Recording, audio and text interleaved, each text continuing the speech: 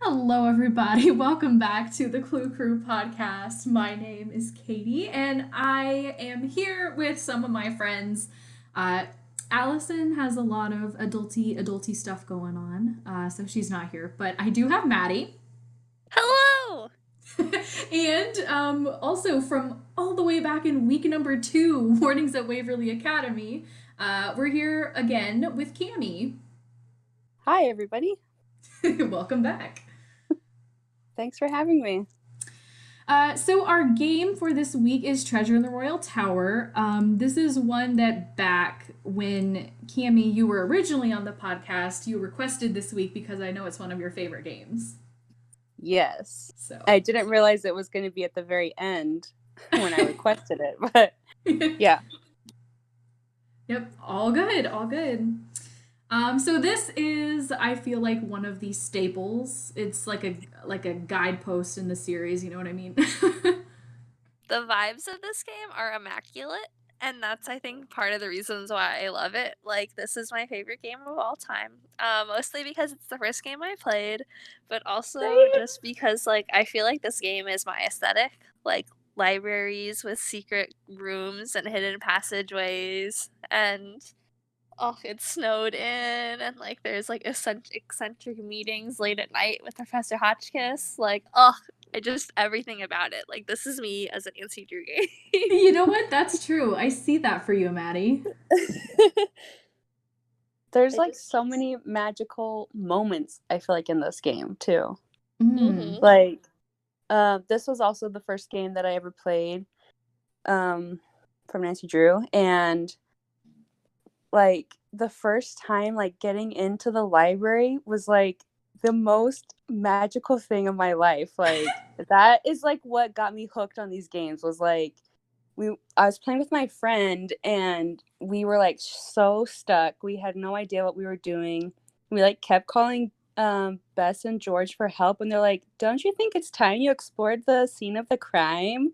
And we're like, "We're trying. We don't know how." And they like wouldn't tell us how. And I don't know if we had to like go online. I think we might have gone to like the Her Interactive website for like hints. But finally we got in there and it was like so cool. Like we finally got into the library. I love that so much. Yeah, And I then, really. Oh, go ahead. oh, I was just gonna say like you're in there for 1 second and then Dexter comes and it's like we have to get out. Anyway, it's just like so thrilling. Right. Hmm. Yeah, I have such memories of playing this. So this copy that I got, my friend happened to just get like a duplicate of it for her birthday, and she gave it to me, and like that's how I ended up playing these games in the first place. And we played them over like the landline, and I remember like giggling and panicking back and forth, trying to figure out how to get in to different places and exploring the library. And I was always so panicked that we were gonna get caught. So like when Dexter appears the first time, I was like, oh my gosh, we're gonna get in so much trouble. And like freaking out, and then us talking you through like different things that you could click on or explore and like look through, and it just being so exciting. Oh, It was, yes. that's so cute. It's funny, like this, I believe. Okay, so Message in a Haunted Mansion was like the first game that I like played, but I also have a very early memory of being at my grandparents' house, and they adopted a daughter, so she was closer to my age. She was a lot younger. But so I remember being at her house and we were playing Treasure in the Royal Tower together, but I didn't know what it was. Like I didn't recognize it as a Nancy Drew game or something, and I Hmm. didn't know the name of it. But the only thing I remember is that library part, like having to get in through the vent and Dexter, and like I didn't know what was going on. She was just like prepping me. She was like, "Okay, this part's really scary and really hard." I was like, "Oh my god, what?" She's like, "We only have a couple of seconds to do it," and I was like panicking so bad. But so then, like when I started actually playing the games for myself, like I had my mom call them and ask them which game that was because I was so scared to play it by myself. Aw. Because I just remembered that one part being so panicky and the fact that we got caught like 3 times or 4 times or something. So yeah.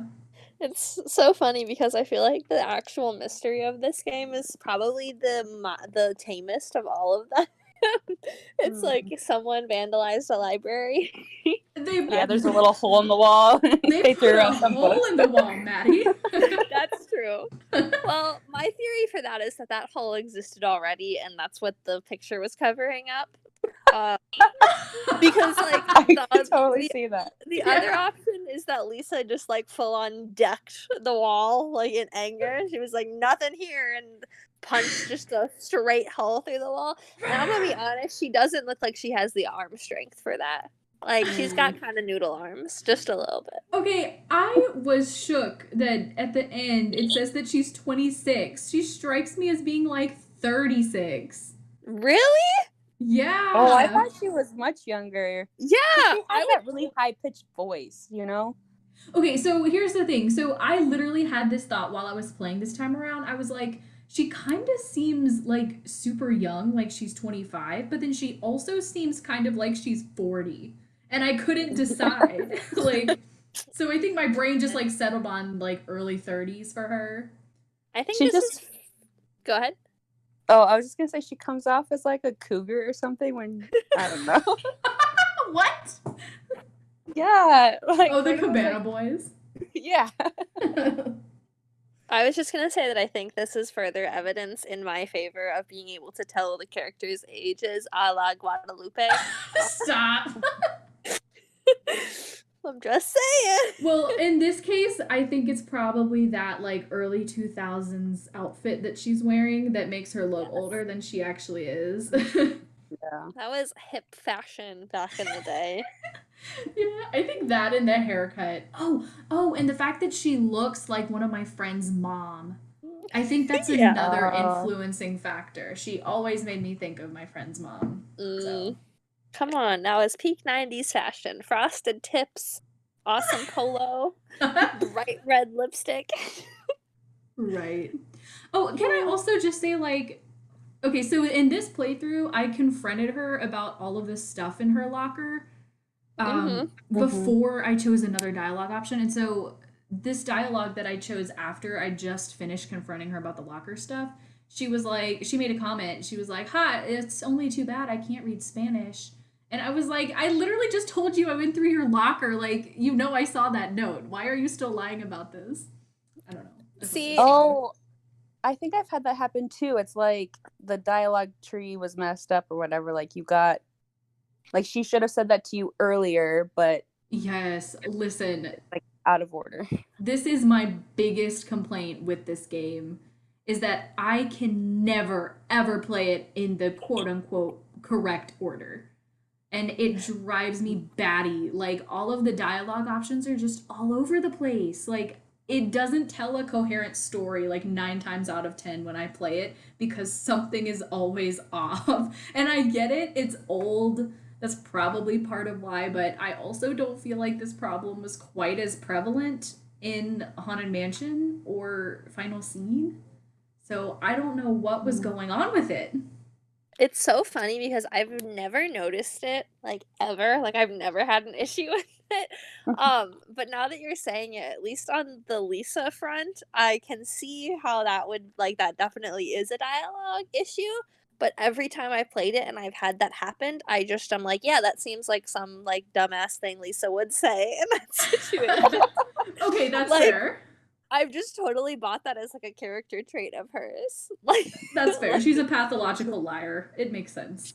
she just I don't know. She's like not an interesting villain to me. She just seems like it's kind of the same peak dumbassery as Dwayne Powers, but without the dramatic flair. Yeah.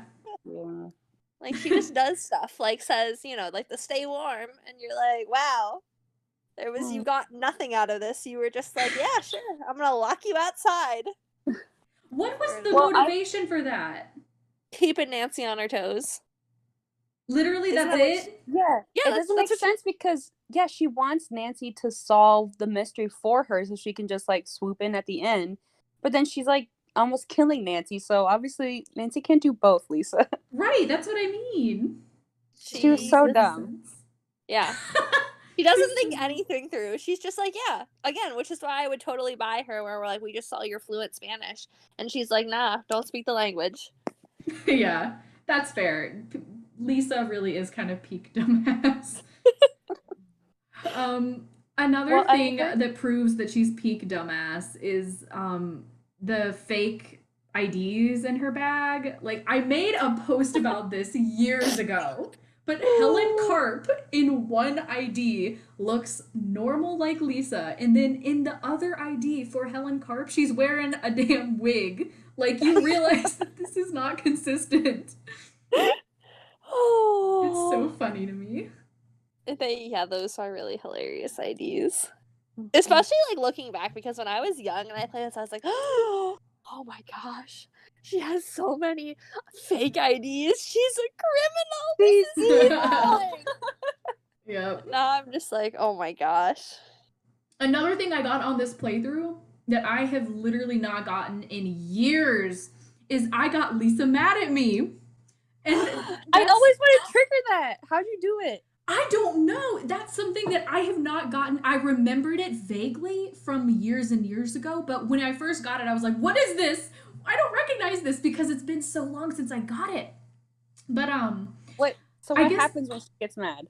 I guess I just clicked on her in extra time more than I normally do or something like that because I made a point to do that on this playthrough. I was like trying to trigger as much dialogue as I could, which I actually got a lot more that I didn't recognize on this go round, which was really cool. Definitely a fun experience.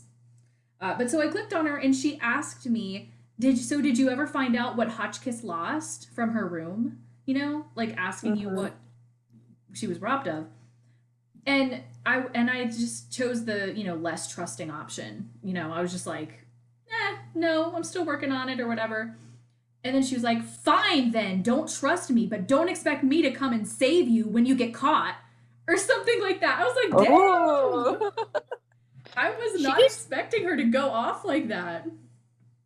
She just strikes me as like this 20-year-old who's trying to be hip with the kids, but has no concept of how to do that.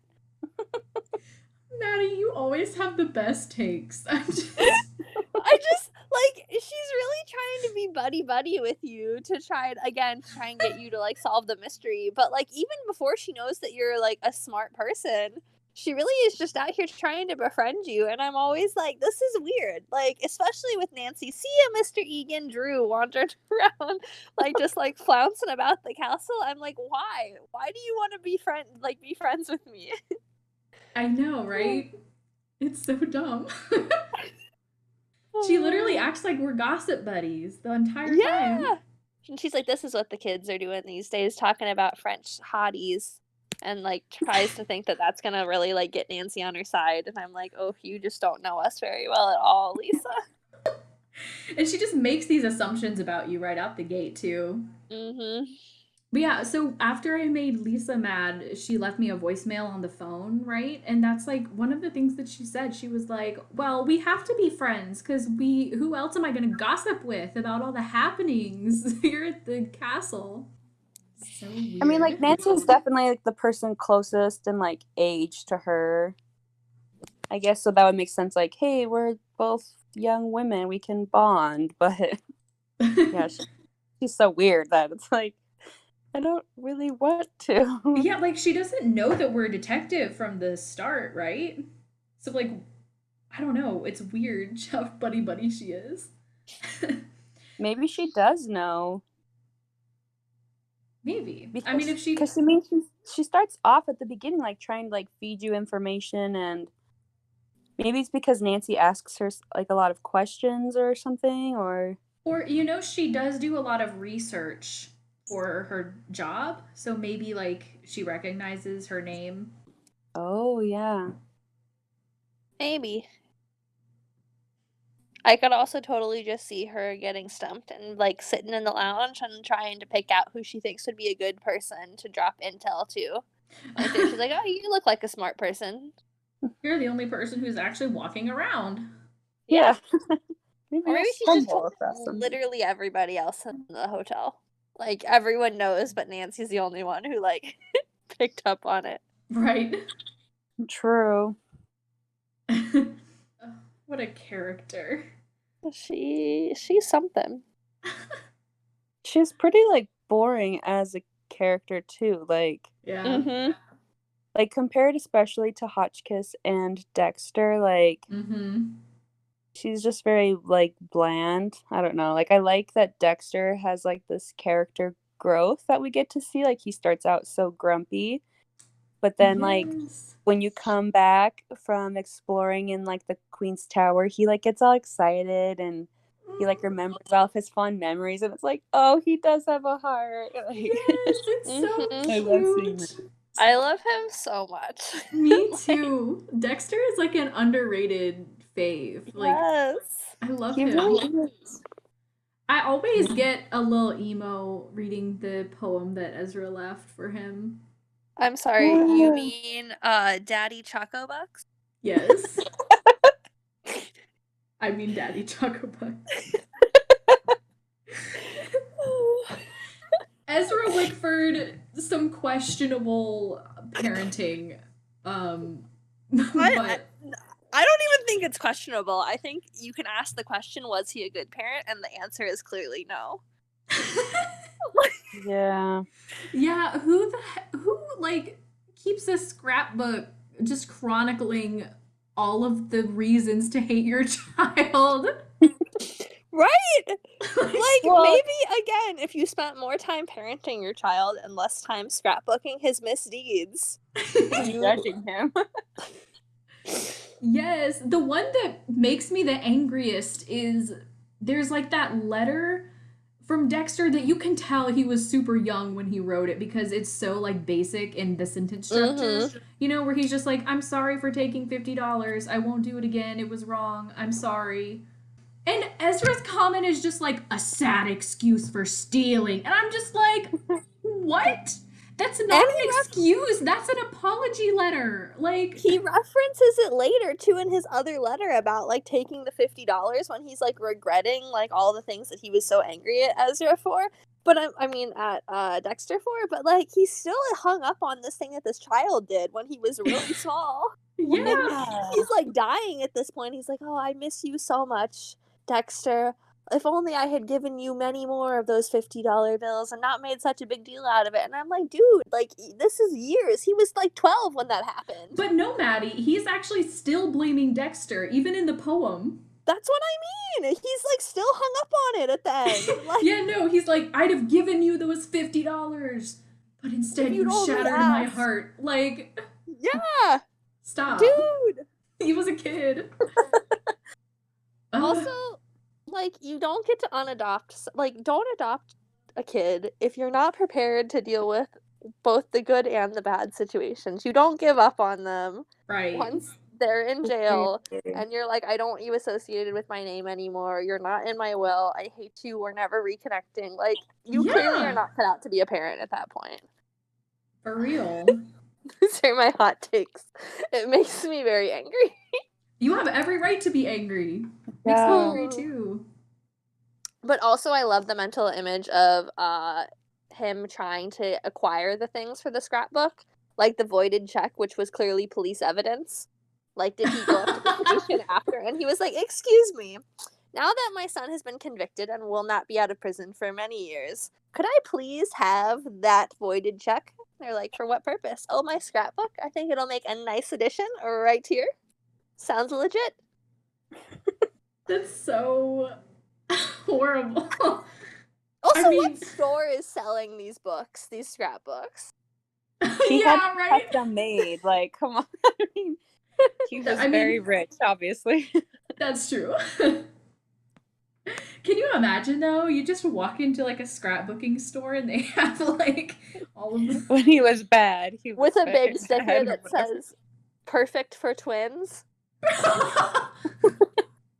Oh my god. Who's the You know evil how twin? you have a favorite child? Don't lie, everyone does. These are the scrapbooks for you. When he was bad, he was horrid. For your enemies after they die. It's just, there's such good depth to that backstory though. Like, Right. it. He has so much. Yeah. Mm-hmm. such good content.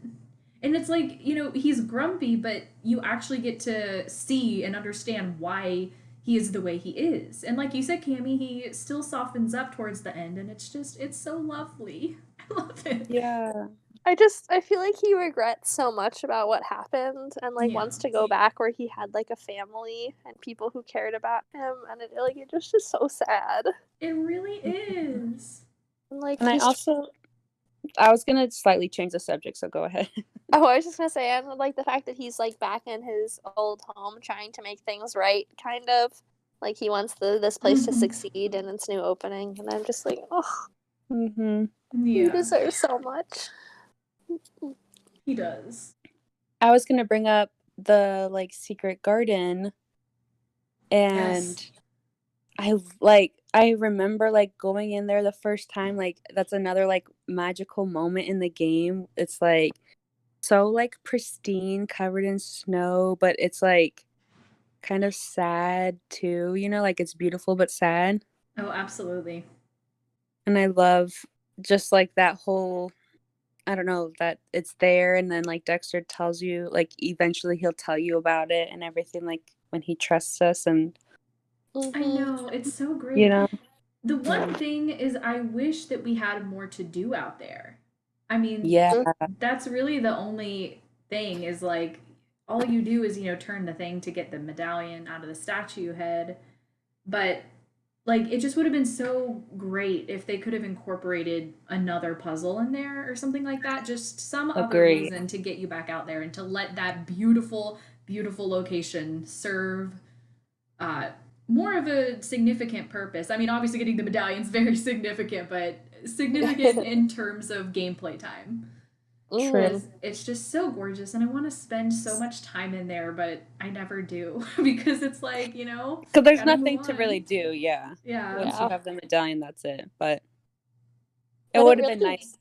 yeah, I was gonna say if there was something else too about like Ezra or Dexter there, like you find like more of their history there. Mm-hmm. it's It just was, such a magical environment. I feel like you step in and there's just this like feeling of like serenity almost a little bit. It's so Mm-hmm. pretty and it's so isolated and calm. You feel like you've yeah. discovered this whole little world. Oh, I love it so much. Yeah, this game, y'all.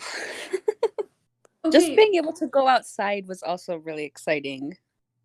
Like when you can finally go outside for the first time, because we would go Wow. and try to like open the door like so many times. It's like, oh, I can't go outside, or I don't know what she says, but then when you Yes. finally can, it's like, oh, we can go outside. It's so Mhm. true. That's actually one thing that I spent some time like wondering about on this playthrough. I was like, wait, how do you trigger getting to go outside? Because I mean, it's when you get knocked out trying to get Jock's medallion, but Mm. I didn't remember that when I was playing through Mhm. it, and I knew like the general vague next few steps I needed to take. But I was like, okay, but I can't get through the Queen's Gate until I get the key from the shed, and I can't do that until I can go outside. And I just wandered around for quite a few game hours, just like, what am I doing? I guess I Yeah. think I've talked about this before on the podcast, but I'm so weird about the in game timeline. Like, I hate wasting any of my days in the game. And that's something that this game struggles with a lot. And so it drives me insane. It's not actually a problem. I'm completely aware that it's just a me thing. But there were so many times that I was like, okay, I've done everything on the first day. And I can't do anything until night again. Well, I don't want to waste all day, but I'm gonna have to. Like, I don't know. It kind of drives me crazy. And even more so than that, I hate the first day of this game because of the timeline and because of Yeah, how much you have to do in such a short amount of time in order to keep with a realistic timeline. yeah, I thought about you Yeah. You yesterday. thought about me? I did. As soon as like the number of times the clock got changed, I was like, "Oh, Katie would hate this right now. This is totally making sense. This is her pet peeve. It's happening right now. I'm watching it in real time." Yes. Oh my god. Oh, nothing. I was like in such a hurry. I was like panting at my computer. I was like, oh my god, I gotta defrost the chicken legs before Jot goes away for the night. Like, that is ultimately my entire first day experience at Wickford Castle. It's just, I have to rush through all of these other tasks because I refuse to ask Hotchkiss for her dinner order at 10 a.m. the next day. No. I'm taking her It dinner does order ruin it a tonight. little bit. Sorry, what'd you say, Cammy? I said it does ruin it a little bit. Yeah. Yes, like, oh, it drives me insane. I've done it a couple times before. Like, oh my god, especially because I had called Bess and George at one point during the day and talked to them, and so it wasted some of my time, and I was like, no, why did I call them? It was fine. But I got there in time, but if you just don't have the conversation with Mr. Egan, and then you just wait till it's like another day to get the dinner order, like you don't have to do it all in one day. what am I supposed to do for all those hours? Go to sleep. You have to get the alarm clock. At 3 p.m.? No. Yes, they're in quarantine, Katie. We all know better than anyone else in past history what it feels like to be stuck Seriously. in a tower with nothing to do. You take naps. I guess I it's was because gonna I say- don't take naps, so that's just like such a foreign concept to me. I'm just like, Well, no. okay, that's problem one. We're gonna have to resolve that. Naps are the best. They really are. I don't know. I don't get it. I can't do it. I respect you in that. I was gonna say, I think like the first time I played the game, it probably took us so long just to get through like turning on the stupid lights and stuff that it probably ended up being the next day for the dinner anyway. So I wonder Right. if that was like part, like her's plan was that it wouldn't all be in one day. Maybe. That like because like exploring and there's like this castle is so big. It's such a big location. There's the 3 floors and they all have lots of random hallways and everything, and so it's really easy to get lost, and then you're trying to find everything, and Mm-hmm. so you can spend a lot of time doing that if you're trying to, but Oh yeah, especially as like a first time player. mhm. That's kind of how I do view the game, which is one of the reasons why like I love the the clock thing, is because like the whole idea is that time is passing, which is like why it makes sense that you can't go outside because you're snowed in, and it would take a few days for it to get back down to like a level for it to be acceptable to leave. And then like I just feel like there's this whole like when you're on vacation and you're kind of out of time kind of a feel. And like, especially if you're stuck in like one location, just kind of exploring and wandering around. It's got like surreal airport vibes where like time just isn't really real kind of a thing. Mhm. And so it just kind of adds to that like I don't know, very magically snow trapped inside thing. feeling Yeah. for me. I mean, I actually genuinely like the incorporation of the time clock for pretty much all the reasons you said, because it does add a sense of realism and like structure, I guess, to how the game functions and why things are certain ways. But literally, my only problem is when you have like specific in-game events that need or are quote unquote supposed to happen at a specific time of day that you can trigger at the entirely wrong time of day. That's what I have a problem with.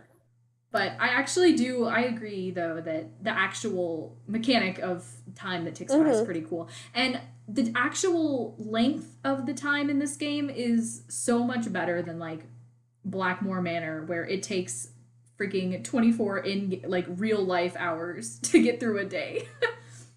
I feel like time goes so slow in Blackmore Manor, but in Royal Tower, like things actually move. Yeah. I know sometimes I'll like get distracted while I'm playing the game, and then I go back and I'm like, oh crap, that was like the time was still going, and now it's late at night and I can't do what I was gonna do, so I have That to go happened set to the me. alarm. And That did It's- happen to me. It's definitely better than like when you're waiting and Stay Tuned for Danger for everyone to leave the studio and get back into that's the Millie's, worst. where time seems to like crawl at a literal place. I don't think I've ever had to do that. You've never forgotten a doorknob? I mean, I did when I so- was little.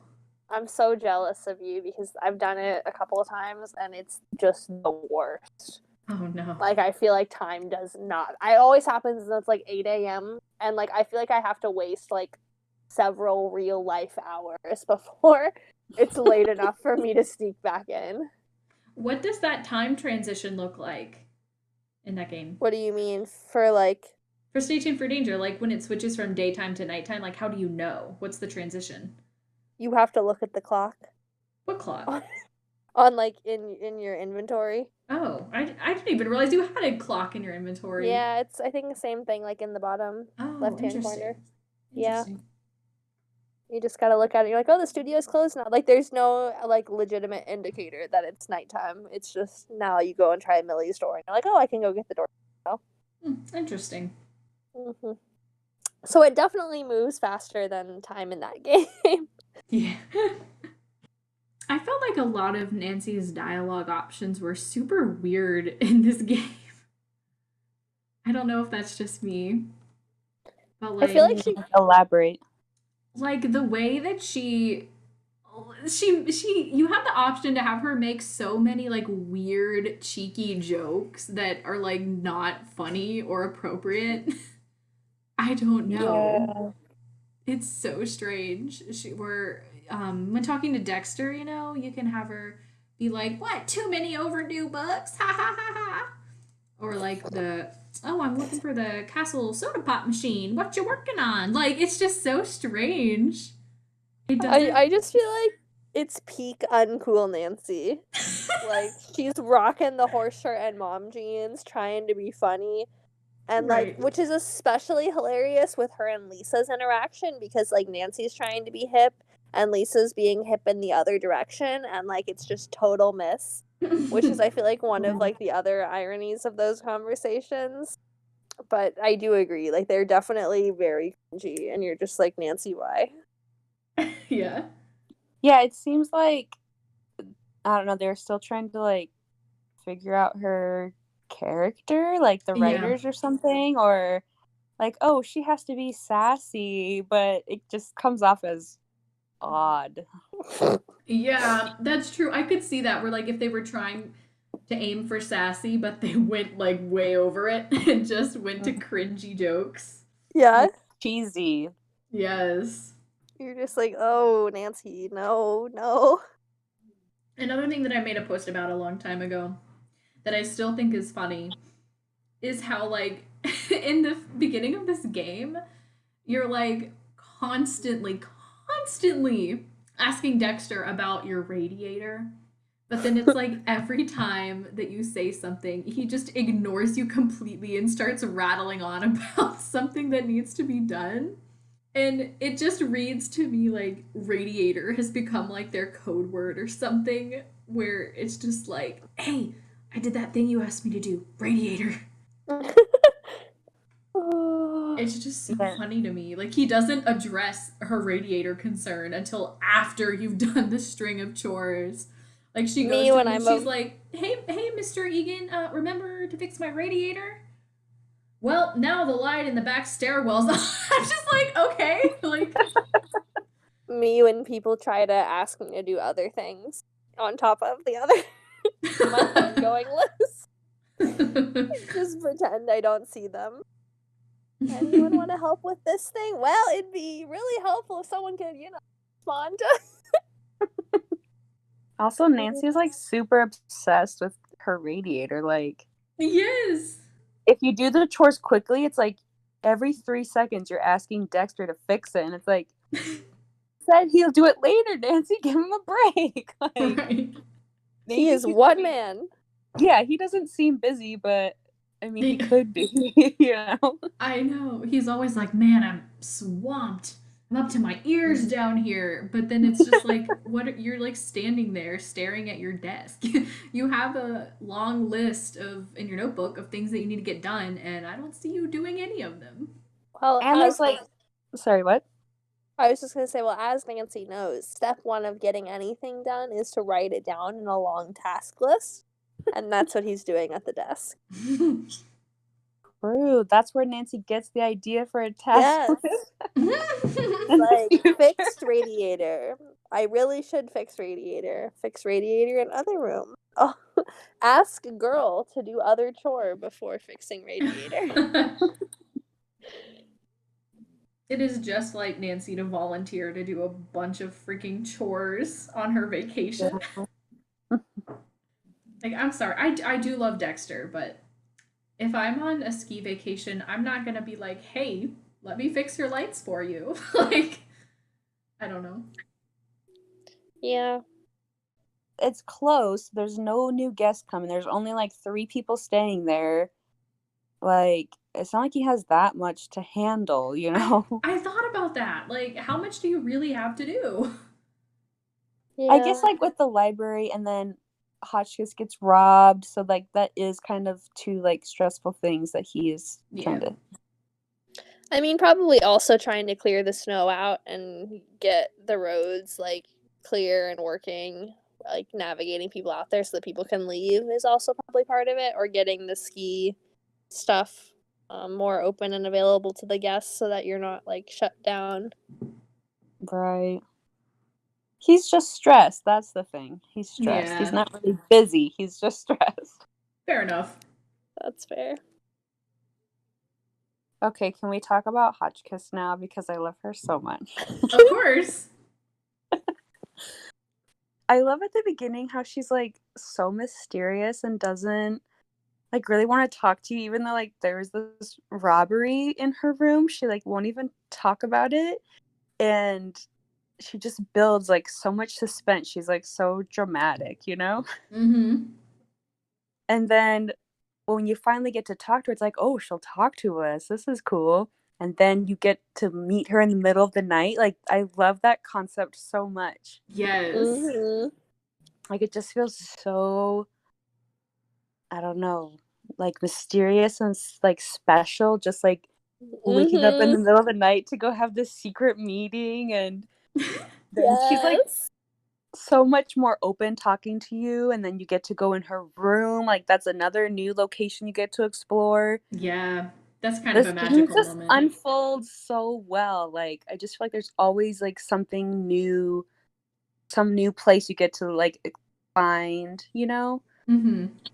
Mm-hmm. And something It's that's just fun. interesting too about the structure of this game is that a lot of the triggers are just like random stuff that you have to click on, if that makes sense. Like, I feel like in a lot of the newer games, there tends to be a lot of hand holding as far as like the narrative of, well, here's clearly something that I need to do later on. Here's something else that I need to do later on. Here's the thing that I should do right now. And then you do that, and then it leads to something else. You know what I mean? But Yeah. it feels like this game, and really like more than just this one, like plenty of the older games did this, but I feel like Royal Tower especially is one where a lot of what you need to do is literally just in the walking around, you know, wander through the castle, try to talk to people, click on things, and you never know what you'll discover. You might trigger something, and I kind of like that. I think it really fits this game's vibes because I like really at the heart of it, it's an exploration of this place that you're stuck in. Right.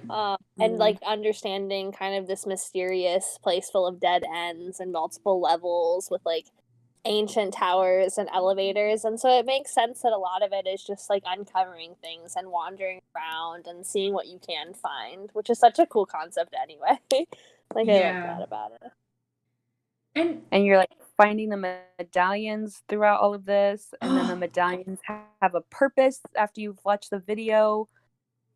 Second time you can go like put them in, and like there's just so much. Listen, one of my favorite adventure tropes is like when you have to collect like, you know, multiple things that come together at the end. Like, you know, oh, these pieces were scattered and you have to collect them all and unite them. Like, it's just something about that concept always has me dead. It's so exciting. It is, and then like every time you find one of the medallions, the music that plays. Yeah. Ah, love it. Although when you find is it the green one when you're outside? Like that music is playing, but and you get to the door and you're like trapped, and Nancy's like, "I'm gonna freeze to death," and it's like playing the happy, successful music still. Yes, it's so Uh, funny. That's a funny moment. It Yeah. really is. Okay, I need to talk about this because I feel so stupid. You guys are probably gonna be like, what? You didn't know that? But I feel like I have been missing so much with this game because literally my entire life, this was the first time that I ever played this game and found out that the library was imported from the LaBeouf guy. I had no idea that that was a thing. Wait, who's the LaBeouf guy? The guy who like stopped Marie Antoinette and King Louis and took them back to France, or whatever. He was like her enemy. Oh, okay. But so, what the heck? The library was imported from his place. The tower was imported from. The France. tower was in connection with Marie, but then the library was in connection with from Spain. I just what? My mind blew up. I was like, wait, seriously? I had no idea this was even a subplot, which is crazy because as I was playing it, I realized that that was actually the explanation as to how Ezra acquired one of the medallions in the first place was from the library that he had imported. And that's just something that I never questioned previously. You know, I was just like, I don't know why Ezra has the medallion, but I guess he has it. I don't feel like I knew this. I'm like sitting here in shock, like trying to like, did I know that? Did I know this? What is happening? Okay, so I'm not the only one. That makes me feel a little better. I was just like, what? Yeah, I The literally... whole library? Yeah. Because where did you read that? Or like, how did you find this out? I was in a conversation with Ned on the phone, which is probably yeah. right.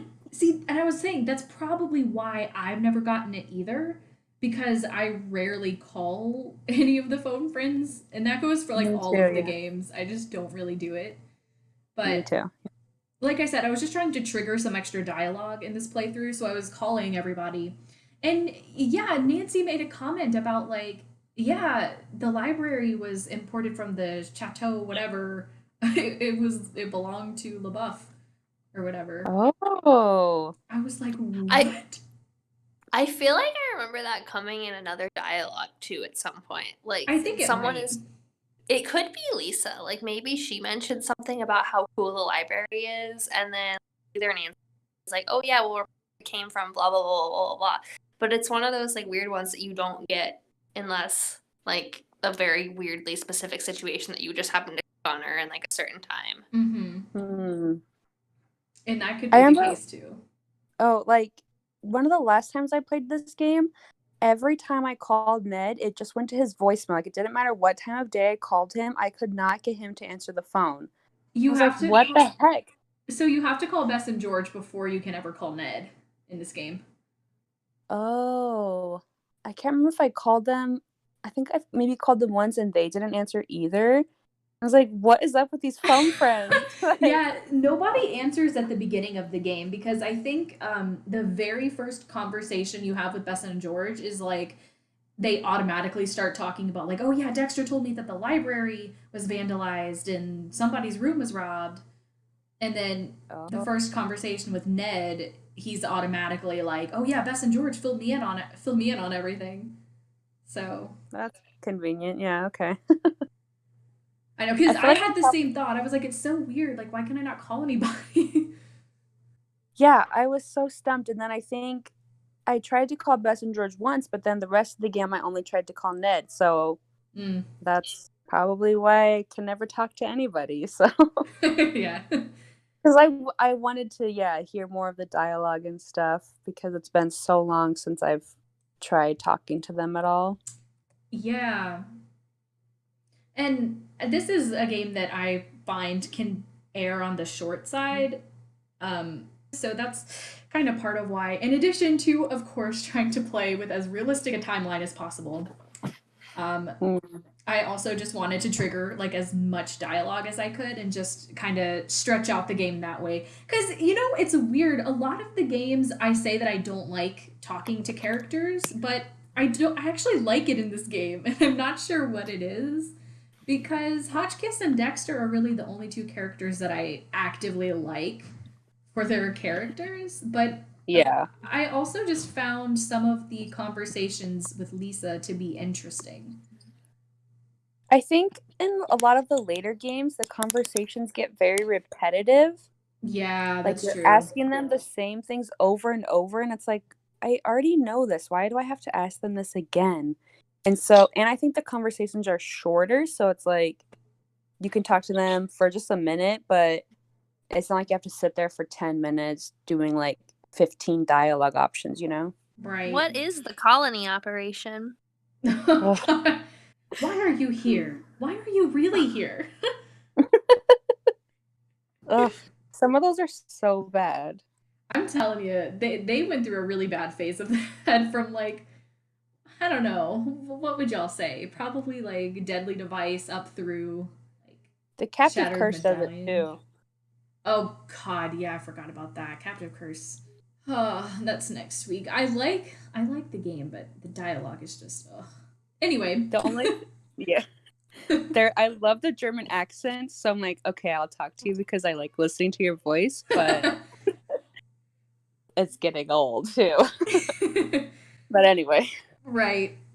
So we were talking about the out of order dialogue in this game earlier. And I just wanted to say that the Lisa conversations were not even the worst of it. Like, I find that the worst out of order conversations are all of the ones with Dexter. Like, throughout the entire game, are completely out of order to the point that I'm just like, what? But then the most glaring one was the phone call with Ned, because I had a dialogue option with Ned where Nancy was like, "So how do you think Hotchkiss ended up with the green medallion?" And at that point, I had not talked to Hotchkiss about her medallion. I had not found the one under her pillow. I hadn't watched her video camera yet. And I was just like, whoa, wait, what? why why are we talking about this? Like, you don't know that Hotchkiss has the green one? Like, it was really, really blatantly incorrect. I was just like, I'm so confused. I mean, not really, because I know the full story, but I would have been if I was playing for the first time. That makes I mean, I sense. like that the game, like, it's not like super linear. I mean, like, it is to a certain extent, obviously, but like, you can kind of do things depending on who you talk to, what you click on, and stuff. Like, things get triggered at different times. So I feel like they probably didn't know how to make sure that all the dialogue lined up with you doing stuff in random orders or something. Right. I definitely think that would contribute since it was one of their earlier games. And I feel like this was one of the first ones that they really like branched out and allowed the player to do things in a less linear fashion. So they probably just hadn't mastered the art of making I also sure think this one too, like, really suffers if you know what you're supposed to do.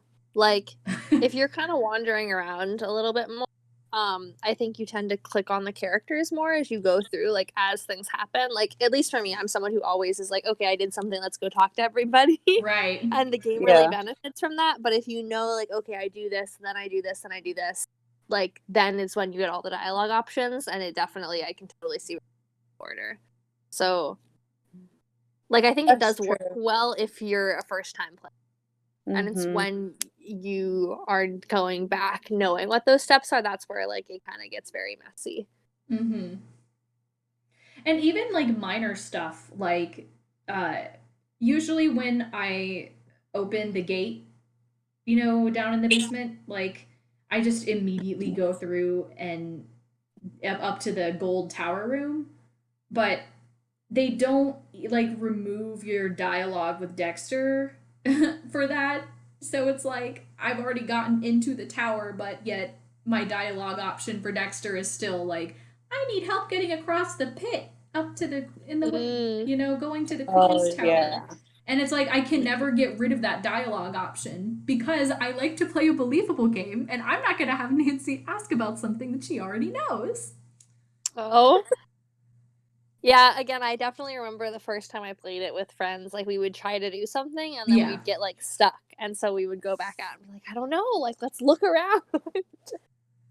I love replaying it. Like, it has like such like nostalgia and the music, like the Oh, atmosphere of this game. I just love being in it. So it's like it's Mhm. it's so replayable, but it is, yeah, it gets more problematic the more you play it, kind of.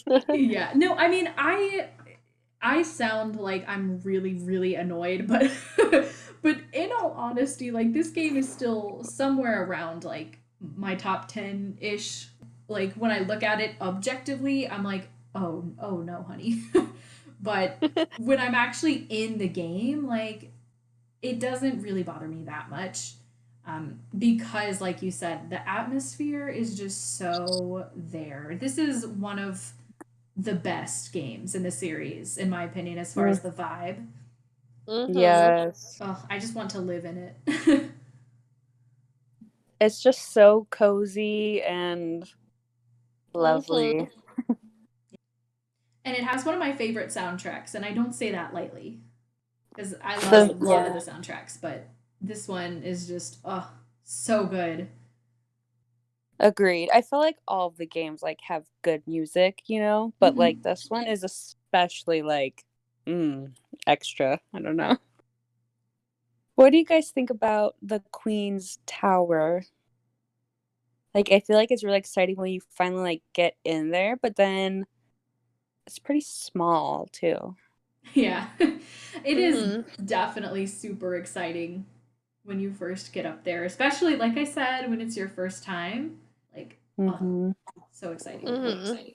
And even Yeah. on replays, it's still pretty cool. Yeah. Mhm. I love the floor. I don't know if that's a weird thing to say, but it's just so good. That leaf puzzle though. Oh, I love it. it used to trip me up so bad. I think cuz I'd always get the top and the bottom flip-flopped Yeah. or something. And then I learned like, okay, these pieces are the top ones, they have extra or whatever, like Yeah, Mhm. little extra those little padding. bit things. Yeah. Um but they all look so similar, like everything. I'm like, oh, that fits for sure. And then it's like, wait a second, no, it doesn't. Like part of it will work and part of it won't. And but it is one of like Mhm. the only, well, not the only puzzle in the game, but there's not that many puzzles in this game, There's really not. which is fine. I feel like it is more of like exploring and opening up new places and I don't know, Yes. discovering things, Yeah, and finding the Mhm. medallions. I feel like that's a lot of why this game does work for me. Since I mean, I think I made it pretty clear in the past that I'm not really a puzzle person. Mhm. Um, Mhm. but so yeah, I do definitely prefer the ones that are more focused on the environment and figuring out what to do next by interacting with your environment. And this game does that really, really well. Yeah. Mhm. And I kind of mentioned this at some point. I can't remember if it was on the podcast or outside of the podcast, but how a lot of the puzzles, quote unquote, in this game is environmental stuff like figuring out how to maneuver the elevator so that you can get down to the passageway that leads to the Mhm. Queen's Yes. Tower. That was Like so interesting. that's a puzzle. And even like, Mhm. you know, getting into the vent system, that's another puzzle. But they're not obvious puzzles. So Mhm. I, It's I like acting that. as if you're a real person within the environment. Mm-hmm. And that's very cleverly designed. Mhm. And I love like how you have to use the elevator to like go through the vents to get into the library, but then you have to like reverse that puzzle because you have to move the elevator like to get to the basement. I just think that's so like you have to have the key, right? You have to do that, right? Like you have to have the key to open the library door and then you punch in the code and then you can go backwards through the vent down to the elevator to go to the basement. Yes. I think that's so interesting. Like figuring all of that out, you feel like a genius. I swear, it's like Yes. that was so complicated, but we did it. Like you just feel like so accomplished, you know? Right? Mhm. That's another magical moment in this game is when you open the secret room in the library. Yeah. Mhm. Oh, so cool. I especially remember the first time I played it like myself as a kid. I remember like, you finish that one puzzle above the mantle and then like you just hear the creak of the door opening and I was like, Yeah. whoa. It took me a while to Mhm. find out where that was coming from. I was You're like, right. we opened something, but where is it? Like, Yes. and it was, I liked that Nancy wasn't like, oh, that must have opened the door upstairs. You know, it was like you had to find it yourself. And I love that. Yeah. I feel like the game's really kind of lost that dependency or self dependency. Yeah. I also, since we're like talking about that whole ordeal, like the Atlas book, is that just there to tell you that Wisconsin is placed at 90 degrees so that you know to open the globe? Is that what that is? I assume so. I don't know. I looked at that Atlas book this time and I was like, wait, what's this? Like, what do we do with this? Like, I always just figured with the globe, there's only so many options. And so I figured like that wasn't something that they put an actual in-game answer to. Because it's just like, oh, click it till it opens. No, I always figured that's like why it's there. I mean, yeah, that would make sense. Oh. Also, speaking of the secret room, um, how long did Nancy have to stand there waiting for the candle to melt down? Right? Like, Also, why though? why is there Like a key? Nancy. I'm going to hide this key, but in plain sight, and it'll take you a few seconds to wait for it to be accessible. Yeah. To be fair, I actually did that for an escape room once. I did it in like a wax Ooh. melter. Like I welted the wax and then I hid the key in the wax at the bottom. Oh my so that god. you so that Ooh. you had to turn on the wax melter and like wait for it to melt to get access to the key. What the heck? That's amazing. Yeah, I love that. Get out of But here. Please but I don't design know me an escape room. but I don't know why Daddy Choco Bucks was doing it. Right. Also, I like Googled when chocolate milk was invented, and it was like the 1600s. Right. I was like, why did they make him the inventor of chocolate milk? Like, it's so random. I know. It really Oh is. yeah, it really. My favorite part of that article, where they like talk about them, is the later half where they're talking about Dexter, and they're like referring to him pretty much as if he was the boogeyman. Where they're like saying that parents used to talk about him to frighten their children. Yes. Like you don't want to turn out like Dexter Egan, a counterfeit convicted felon, bad egg. Yes. I thought that was funny Imagine. too. Like coming from your hometown and all the parents are like, that's the bad egg, children. Right. It's like a local boogeyman. Ugh. I guess if it was a small town, I mean, that could be, pretty big news. Yeah, I thought that was really funny too. I love that. Sorry, go ahead. Oh, I was just going to say that pamphlet. I think that's the one that's in Nancy's suitcase. It talks about like how Wickford Castle is like so amazing and you're gonna have like so much fun here, and it's like there's literally nothing to do. But I mean, I guess like you could ski normally, but I don't know. And read in the library. Yeah, it's like there's a library and then skiing, I guess. Skiing and reading. and wandering around the tower, I guess. Like the dead ends. Yeah, I mean, honestly, the majority of that vacation to me would literally just be exploring exploring the castle. Honestly, same. Mm-hmm. I would be so hyped for that. Like, I would stay a week at a place with just a bunch of random passageways and Right? spend my time running up and down the hallways. Me too. Peak entertainment for me. Oh, it'd be And so the nice. elevator is so cool too. Yes. It is. Like, Although, I love the design again, of it. I'm pretty sure it's the source of why I'm convinced one day I'm going to end up trapped in an elevator. And why in every elevator I get in, I look up to see if I can find the hatch to get Is out. there an escape hatch? Yes. And I get so much more nervous if there is not a distinguishable escape hatch. Right? Mhm. Not that I think I had the upper arm strength to pull myself out of an escape hatch, but I like Mood. knowing it's there. Listen, y'all, when I played this time, I got jump scared in the hallway by a burp. Oh, after she eats all the drumsticks? No, this was like at the end of the game.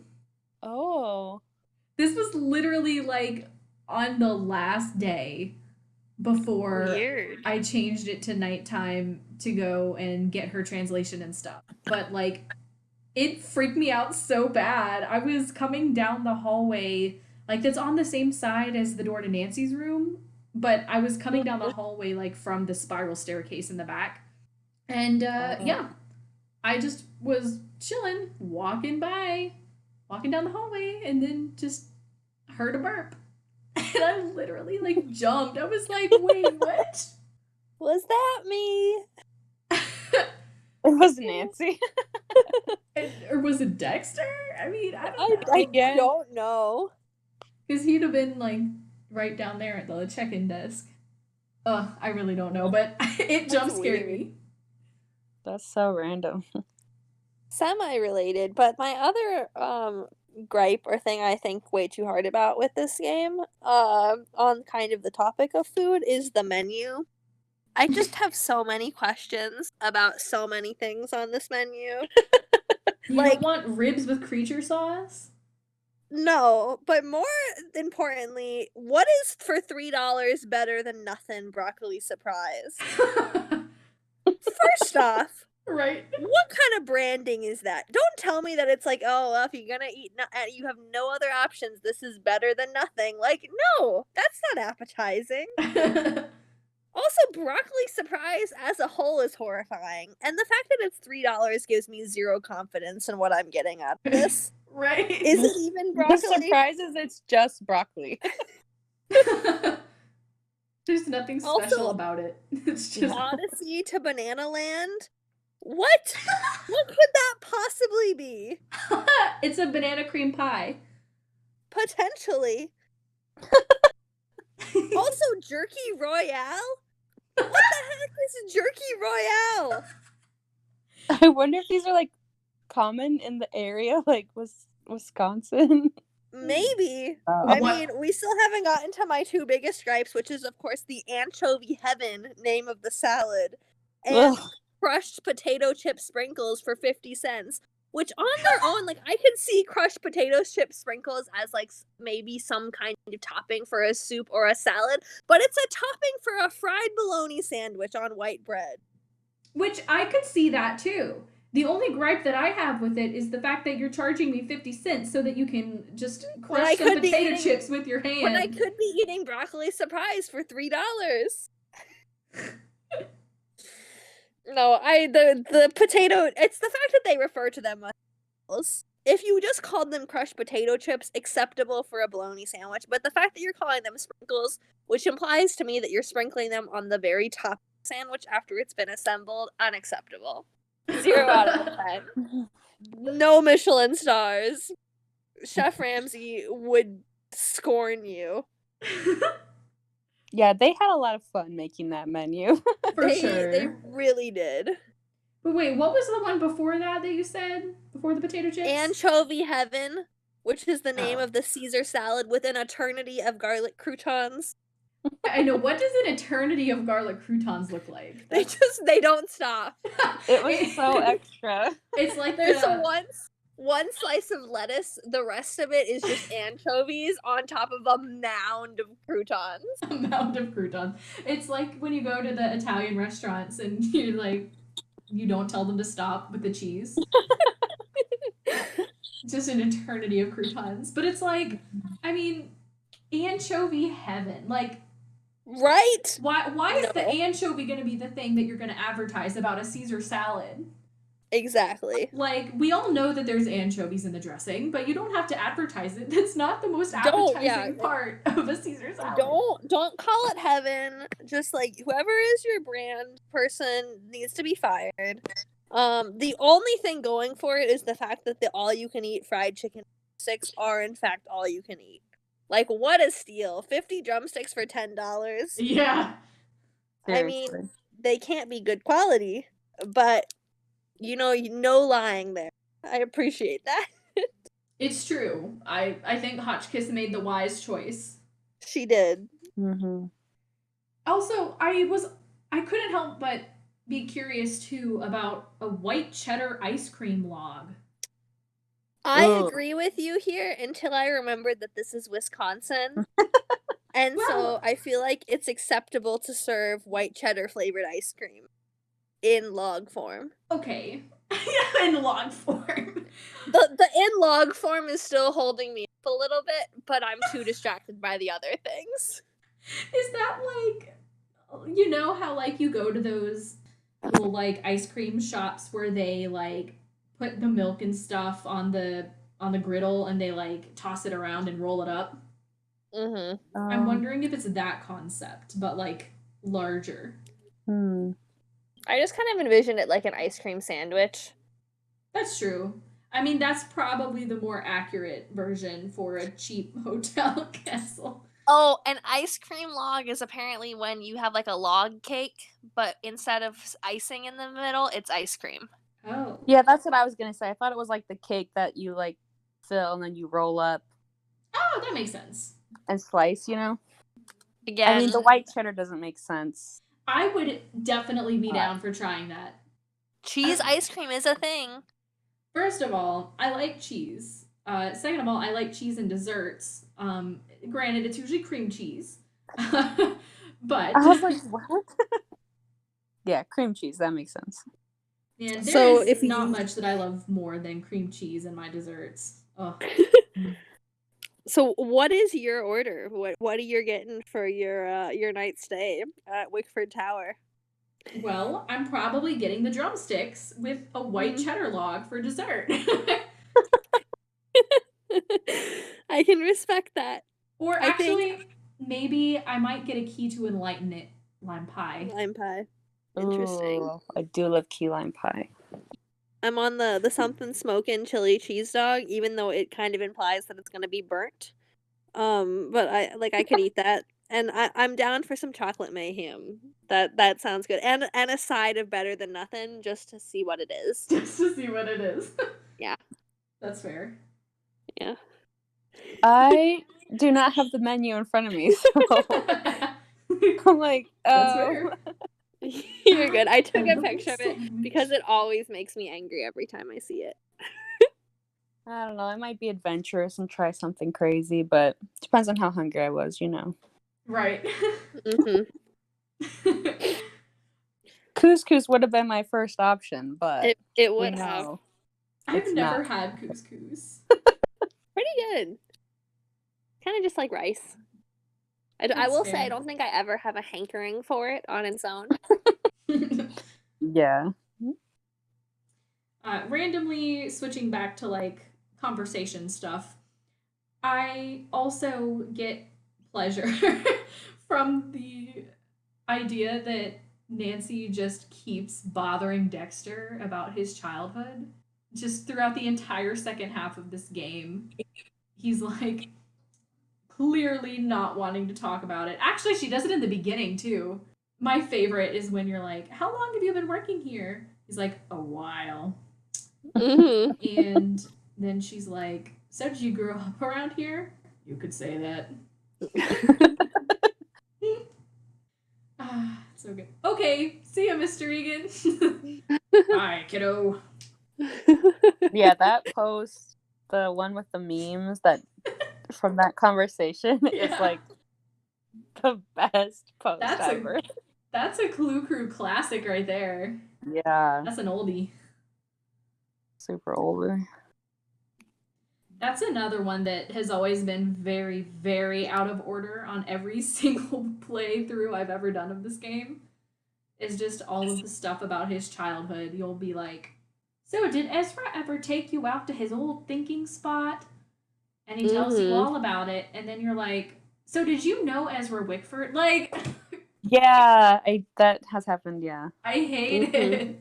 She just keeps that's pretty rough. asking really obvious questions after I've already had the conversations that go in more depth than that. But again, it's fine. It's fine. We already talked about this. We're still working on it. Still working out the kinks. There was a learning curve here. Yes. But yeah, no, I vibe with this game so much every time I play. Mhm. Just a great feel. Yeah, definitely like top 3 for me. Yes. Rounds out my top 10. I just like compared to like, I mean, I've played all the games, but like this game, and obviously because it was my first, but like I have like distinct memories of like when these plot twists and like getting into new places like happened. Whereas like I don't feel like I feel that way about a lot of the other games. Like I don't remember like that much excitement or that much like, oh my gosh, I did it, you know, like I don't know, just extra good at it. Right. But probably also because it was my first, but it's No. magical. Mm. I'm trying to think if there was anything else. Yeah, I think we hit on everything that I I mean, had the planned only on. thing I think we might be missing is a shout out or some kind of conversation piece on the spicy devil villain venom. But I don't know if there's much to say other than its name. Truly iconic. I'm always just like hit out of the blue with that, and I'm like, wow, okay then. Yeah. Peak dumbass. Okay, It's fine. as someone who has had pepper spray in my eyes before, Oh no. well, so I was this, I can't remember how old I was, maybe like 10 or 11. My grandma, I was at my grandma's house and she had this, it was like hanging from like a push pin, like in her board or something. So it's like upside down and it said mace, but I had no idea what it was. And I like tried to like pick it up to like read it and it ended up like squirting in my face. Oh No. It no. was so painful. And it's not like you don't just recover from it. Like Yeah. I had to spend like 20 minutes like trying to flush it out and with water and like took a shower and stuff. So Nancy's just like, oh, I can't see, but then suddenly she can. Like not Yeah. accurate, but obviously for the game. But Oh. That's yeah. funny. I'm sorry for 10-year-old you. I know, right? Yikes. Yeah. Every time someone brings up pepper spray, I'm like, I actually know what that feels like. So now it's just a funny side story I can tell. Right? I will say I'm always thrown by like the notion that apparently Lisa is like brewing this at home. Like that's just another weird character trait. Like she has What? patented this. Well, like you think about it, it's hers. It's her spicy devil villain venom. I'm assuming she made it herself. Like that's my understanding of the implication here. I never would have thought I've of never that. thought that she brewed it herself. Yeah, Like what? she refers to it as she's like my spicy devil villain venom. I Like mean, yeah, I figure she just meant it's hers because she listen, no bought it one and she's comes holding out it. here. No one comes out here like referring to their brand of pepper spray. Like especially because it's villain venom. Like I feel like she was like, haha, I'm evil now. Well, Like I it's need to not have. the name of the brand, it's just what she's calling She it. was what she's calling it. That's Yeah. weird too. I don't like that either. 0 out of It's 10. It's an odd moment for sure. I think that's why it's so iconic because There's not really It, an like, explanation for it it. doesn't matter how many times I think about it, it always catches me off guard when it happens. Like when she says it so smoothly. How many takes do you think that took for the voice actress to like have that off? Right? She's a Oh, professional, okay? that's true. I guess we didn't really talk about Jacques, but Yeah, that's true. But no, I don't know what to say about him other than he's kind of a not nice person. Again, my most important thing is that he's a dumbass falling through the bars that way. oh my gosh, yes. Yeah. Like That you post should have probably. sawed through the lock. Yes. You've literally been at this for months and you never thought to rethink your plan. Seriously. Did you just think you were going to get better at it as time went on? Because that was not working out for you? I mean, that was truly like probably yeah, I can commit to it, the least efficient way that he could have possibly done this. Right? It makes no he wasn't even through all the way through one bar. Like Yes, exactly. And he has to do it in 2 locations. Yeah, it's just and like- enough bars so that his His body body can would fit fit through. through. like So, like, Oh. at minimum, we're talking about 6 saw locations. Yeah. And, like, you're sawing through them at a rate of, like, 1 saw location per 5 months. Like, Yeah. okay, see you in 3 years. Like, Jacques, you know your green card is expiring. Like, get smarter. like make a key mold. Like, I get the internet wasn't as accessible, but like I feel like you could have found some more intel on how to pick a like lock at that point. Yeah. True, lock picking, yeah. Especially like something really old like that. I feel like it'd be easier. But yeah. He is not a smart man. No. Nor is he I mean- a nice one. Nope. He sucks. Yeah, if he was nice, he could have been like a himbo, but he's really not. Exactly. He missed his chance. Yeah. To be fair, I feel like when he goes off on Nancy after she gets knocked out and is like super insensitive, he is dealing with a lot on his own. He's coping with the fact that he's gonna bring shame on his country once again, and that his girlfriend's gonna leave him because she's just kind of a gold digger, maybe, and that he's gonna not finish his goal. Like he's got a lot going on. I mean, So- listen. I'm not saying that the dude's not stressed.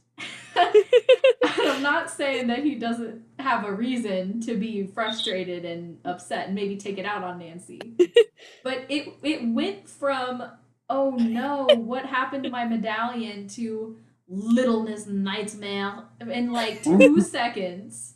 And then he never apologizes. He never comes around and is like, hey, I'm really stressed. I'm sorry. He doesn't own up for it.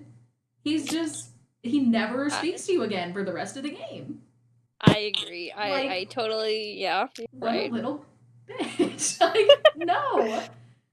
Again, horrible. though, considering how much time he spends sawing through metal, I'm assuming he's not sleeping a whole lot. Doesn't have a whole lot of time to think things through. Yeah, well. Still, though, not Yeah, really that's true. great, decent excuses, but He is blaming the victim here. I mean, Nancy was literally knocked out, and Yes. she woke up with a headache, and he's gonna accuse her of stealing his medallion. Like, she just went through something traumatic. know. my I mean- favorite is when he's like, "You're just taking a nap there on the floor," and she's like, Right? dude, I literally was like knocked unconscious. Literally. It makes me so Could mad. have a concussion. Yeah. You know what the most intriguing part about his character that they just like drop and then never talk about again is the fact that he makes miniatures. And And he I don't makes think what? about that miniatures in his free time. The hope boxes. Yeah. Yeah. It's Like that's true. just such a random detail. Why Well- was that in there? It's so that he'll have a paintbrush to drop so that you can get the dust. Oh, Yeah. okay. But I still feel like they probably could have incorporated a brush in some other way. It could Yeah. have been like on Dexter's desk or something like Yeah, I we don't know. wouldn't have to question it. Just like It's just some the- random thing. Yeah. It's such a weird detail. Like his 2 character traits are like jerk Frenchman who also paints miniatures.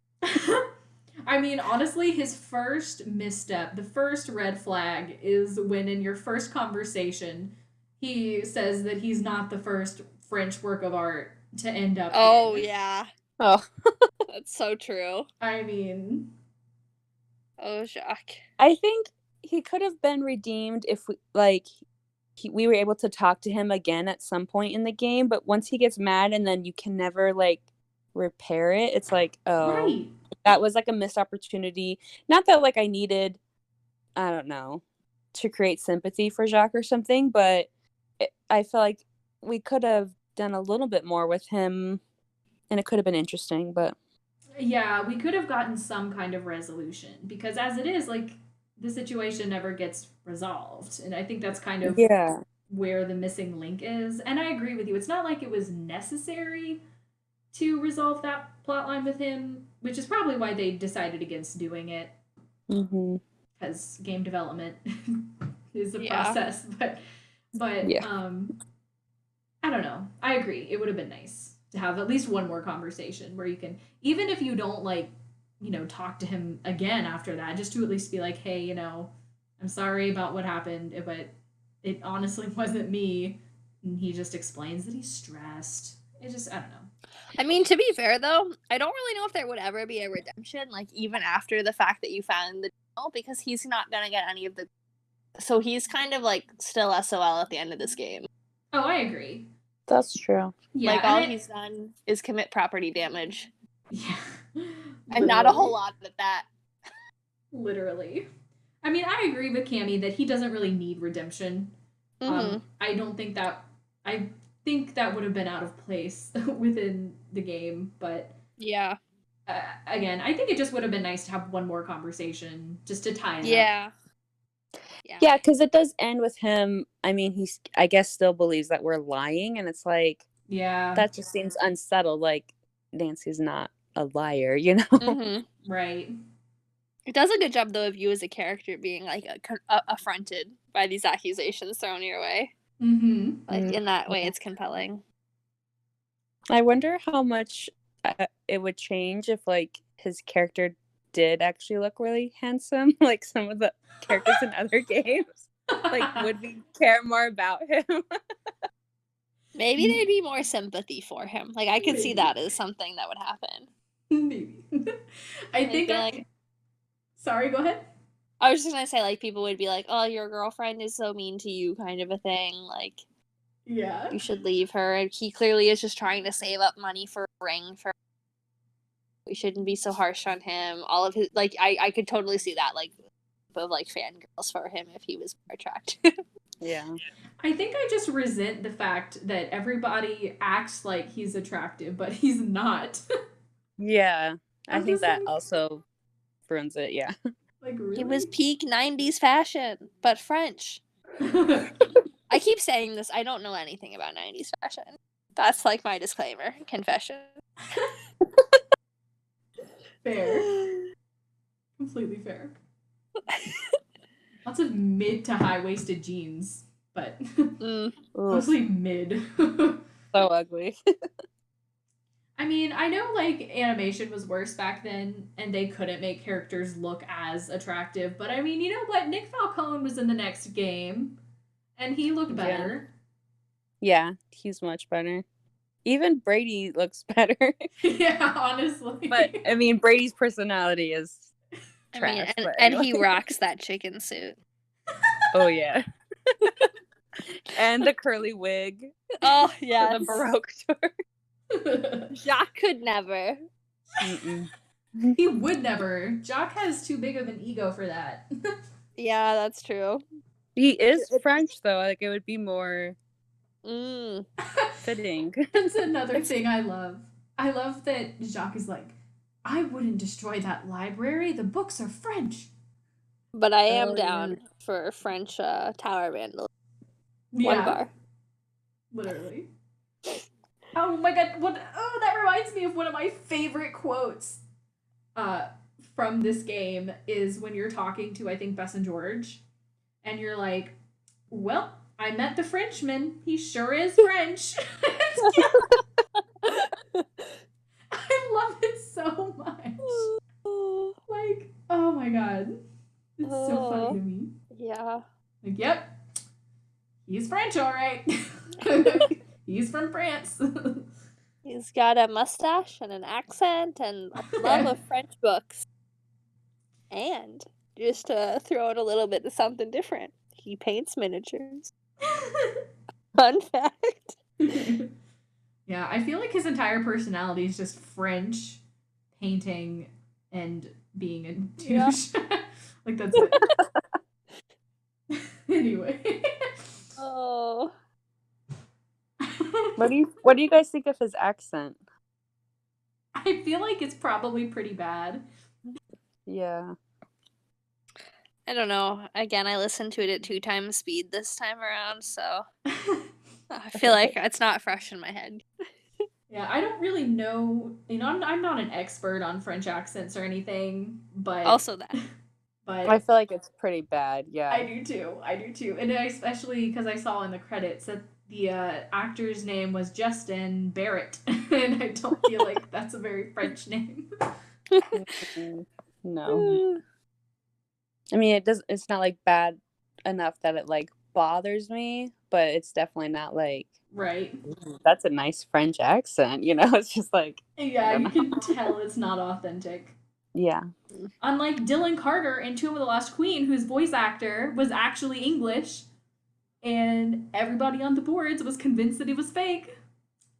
It's because it's not a typical English accent. It's like a different borough of England. Yeah, I'm sorry. I just literally like it's so much. I can't.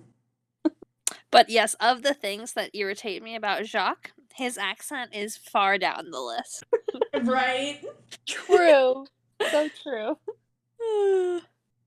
That's probably why I don't think about it as much. Oh, I did notice, and I posted on Tumblr about it, that Christy Lane is Dexter Egan's second cousin. Mm-hmm. Mm-hmm. I had never like picked up on that before, but it just seems so weird because now she owns it, and then he works for her, and then I think they become partners at the end, right? Yeah. Mm-hmm. I don't know. It It's just seems odd. Yeah. Yeah. Dynamic. I mean, considering that Dexter was the boogeyman for most of her childhood, you know, she didn't want to hang out with him. Right. True. She too didn't want to end up like that Eggman. Bad egg. Not Eggman. Well, I don't know why I said that. Sorry. Well, and Christy is a friend of Carson's. Yeah. Somehow. Yes. Carson is friends with everybody. Yeah, that's a good plot device for them, I guess. Yeah, I love how Nancy just goes around going, I don't think my good friend Chrissy Lane would like to hear about this Mr. Egan. All day, every day. You're just like, Nancy, stop, please. I also just thought the whole setup of this game was very interesting, how they explained, like, I don't know, just the whole premise of it. Like, it's a castle that was built by a millionaire. Mm-hmm. And it was built in the 1920s, so it has, like, the elevator in it. But it was stylized after, you know, the older time period of Marie Antoinette and all of that. And it's like, it's just interesting how they jumped through all of the right hoops to make it make sense. Yeah. I don't know, but yet it feels seamless to me. Mm-hmm. Like, again, really well done. Say what you will about Daddy Choco Bucks' parenting style, but man, did he have interior design taste. He has style. He did. Yeah. I also think this game is cool because it's one of the ones that actually focuses in and gives a backstory to an actual historical figure, which I feel like more often than not, the historical subplots are usually fictional characters that are invented by her interactive. Yeah. So I don't know. That was pretty cool. It's interesting because I feel like they take like a lot of liberties with it. Like a lot of the things that they say aren't really founded in history from what I could research the last time I was looking into this. So I wonder if that was something that they kind of purposefully moved away from after this game. Oh, that makes sense. But I also have no idea though. I did feel like after I played this game, I was like, oh, I know so much about Marie Antoinette. And then it's like, oh, I don't think that was really true. Right. That's fair. Although we do have Harry Houdini in the next game, Final Scene. That's true. That's true. I feel like it was a lot less centered around his story, though. That's true. I mean, he was definitely still in it, but it was like he wasn't the primary plot focus. Yeah, he was a little subplot, which was fun, but but yeah. So this game, classic, iconic, a staple. magical. Passes the vibe. Yes. Definitely magical. I feel like that's the vibe. Magical is a really good word, Cami. Thank you. Thank you. I feel like that's about right. I'm a wordsmith, okay? You are. So yeah, did you guys have anything else? That's all I had, yeah. That's it for me. All right, very good. Well, there you go, folks. Outro time. Thank you guys so much for being here and chatting with me about Treasure in the Royal Tower. Next week we'll be back for Captive Curse. Woot woot. Ooh. So with that, thank you, Cami. I'm really glad you were able to be here tonight. Yeah, thanks for having me. I really enjoyed it. I love this game. Glad we were able to talk about it so much. I'm glad we were able to talk so much too. And thank you, Maddie, too, as always. Same thanks to you. And thank you, listeners, for being here. And we will see you guys in the next one. Good night. See ya. Night. Bye. Stay warm. Bye.